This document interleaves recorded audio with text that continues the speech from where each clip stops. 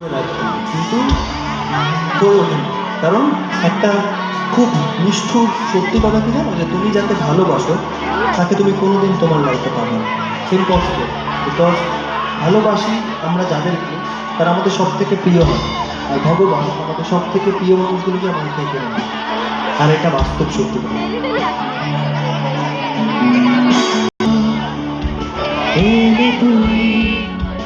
সাথে